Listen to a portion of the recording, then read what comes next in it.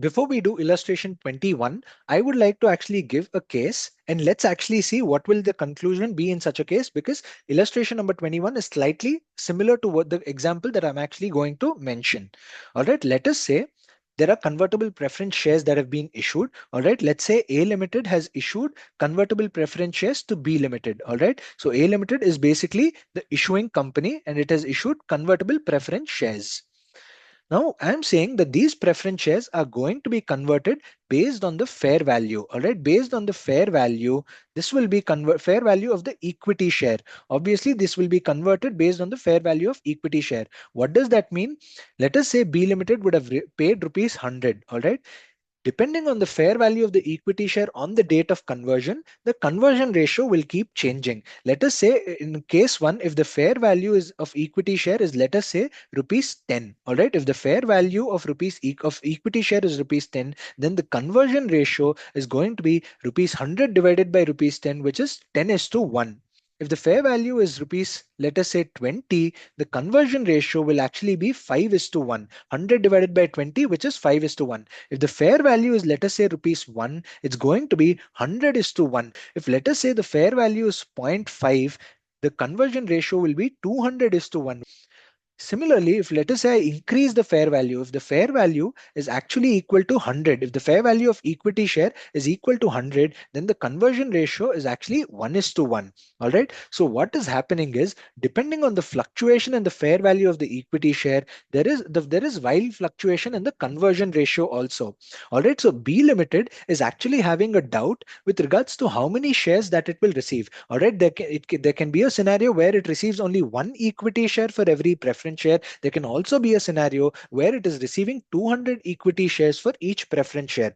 So instead of so much of fluctuation, what A Limited and B Limited decide is, ideally, if let us say we had to classify this instrument, we would have classified this instrument in the books of A Limited as a financial liability, because there is variability in issuing equity shares. All right, there is no obligation to issue a fixed number of equity shares. There is variability, and therefore we are going to classify this as a financial liability. All right, A Limited is basically using its equity shares as a currency. All right, if the currency is a rupees 10, if the currency being issued is a 10 rupee note, it will actually issue 10 notes. All right, whereas if the currency is being issued at rupees 100, if the note that is being given is rupees 100, then it is going to issue only one equity share. All right, so effectively A Limited is using this as a currency, and hence it will be regarded as a financial liability. All right, the logical way of thinking is, B Limited is not getting exposed to fluctuations in profits and losses. All right, if let us say the company is performing poorly, the fair value crashes down to zero point 0.5,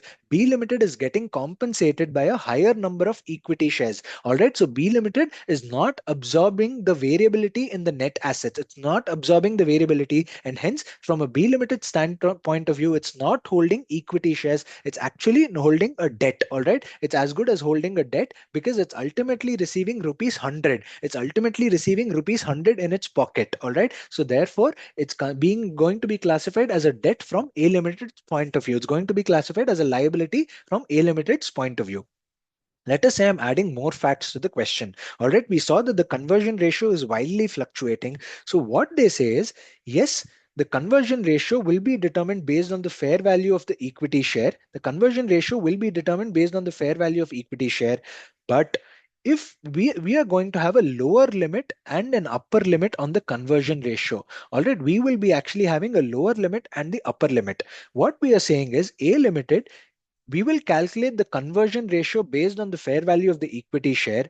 But let us say on any day, the conversion ratio cannot be less than 2 is to 1. It cannot be less than 2 is to 1. All right. So let us say if the share price of the company goes up, if the share price of the company goes up, let us say beyond 50. All right, at 50 rupees the conversion ratio will be 2 is to 1. All right, if you think of it, at 50 rupees it's going to be 2 is to 1. All right, if the share price rises, the conversion ratio will keep falling.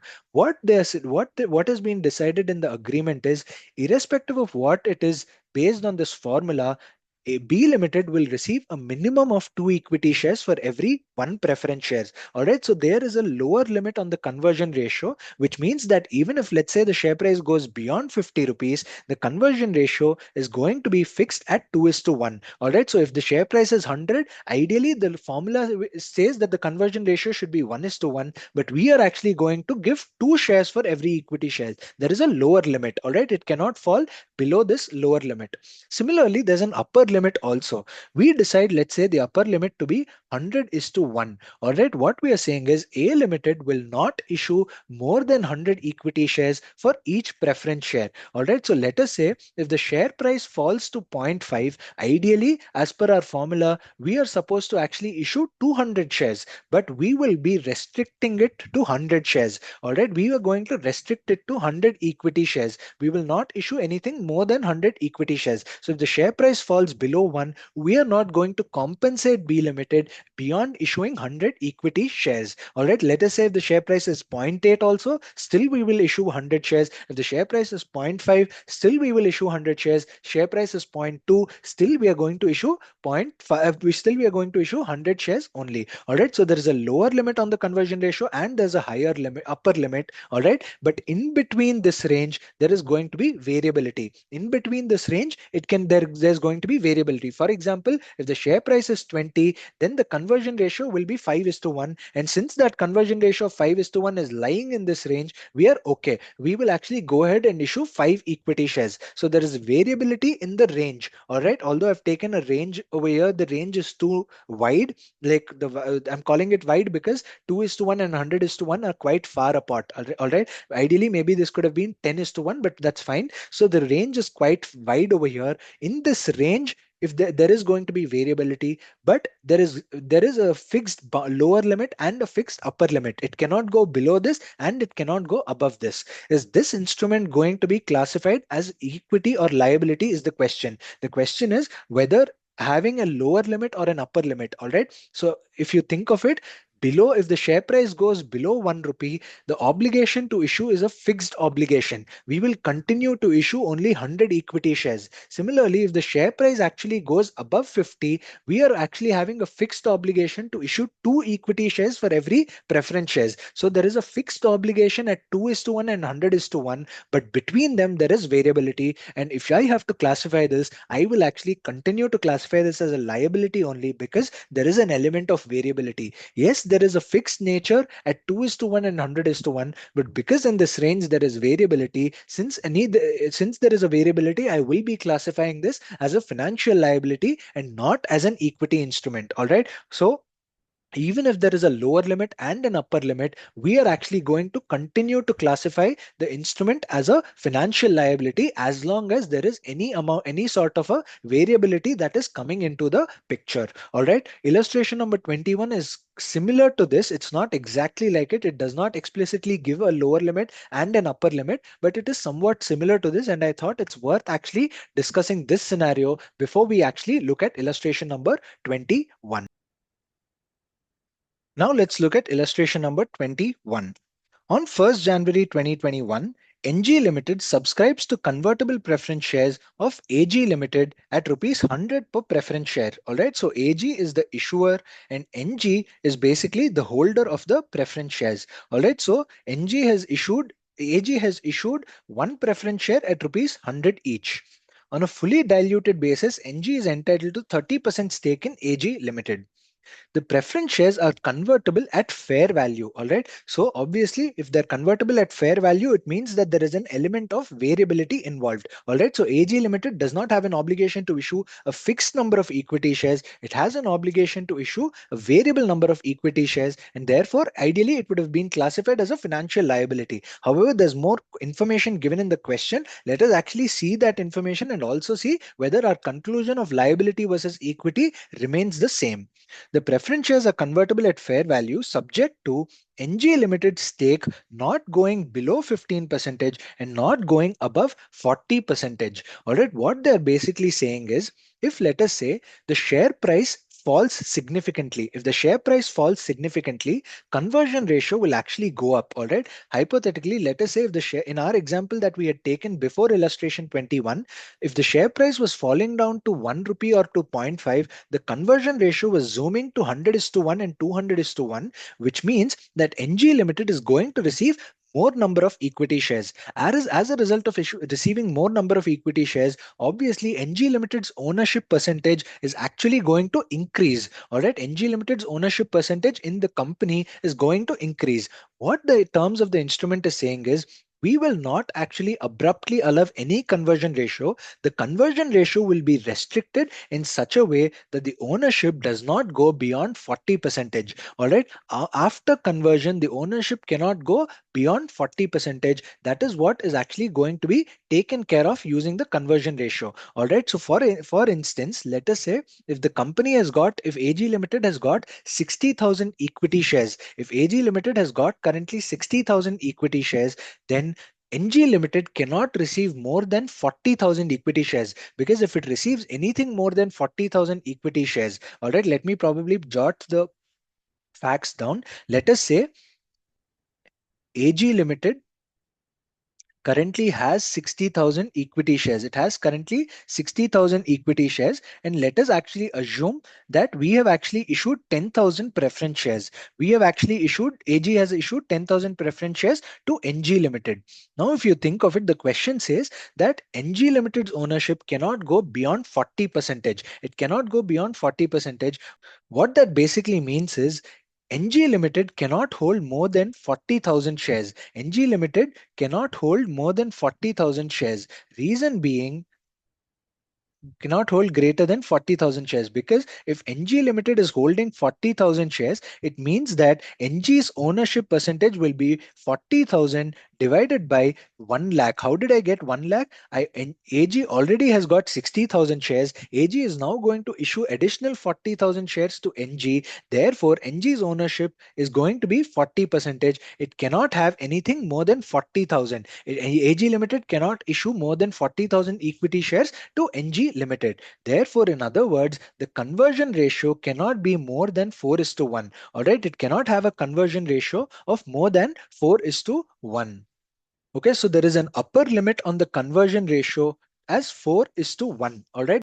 So let us say if the share price is actually falling down, if let's say the share price falls down, can the conversion ratio go beyond 4 is to 1? The answer is no. It cannot go beyond 4 is to 1, because if it goes beyond 4 is to 1, NG Limited's ownership will exceed 40 percentage, which is not allowed as per the terms of contract. All right. So NG Limited's ownership will be restricted to 40 percentage. And for that to happen, the conversion ratio will be restricted to 4 is to 1. This is basically like an upper limit. It's like an upper limit. All right. It cannot go beyond 4 is to 1. All right. Irrespective of how badly the share price falls, the conversion ratio will be fixed at 4 is to 1.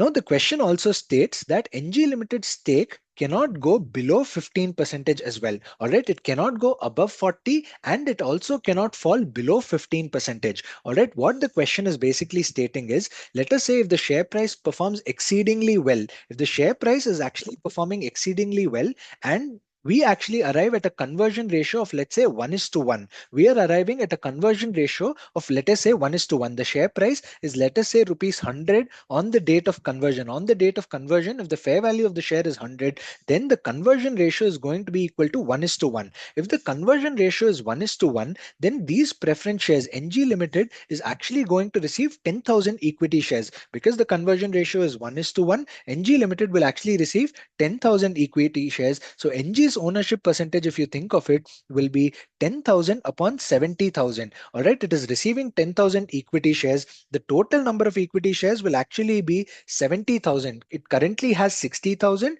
and it's going to issue additional 10,000. So the total number is going to be equal to 70,000. This ownership ratio is actually 14.29 percentage, which is less than 15 percentage. It's actually less than 15 percentage. All right. So the conversion ratio, can it actually be as low as 1 is to 1? The answer is no. What AG will do is it will issue such number of equity shares such that NG Limited's ownership is at least equal to 15 percentage. It cannot fall below 15, and it cannot also go beyond 40 percentage. All right. So there is going to be a lower limit on the conversion conversion ratio and an upper limit. Upper limit was we were able to easily calculate as 4 is to 1. There will also be a lower limit. All right. Lower limit will probably, let us say, at 1 is to 1, you're having an ownership of 14.29. So the lower limit might be something like 1.2 is to 1 or so. All right. So there is a lower limit and an upper limit, but between these two, there's going to be variability. All right. The variability is going to arrive as a result of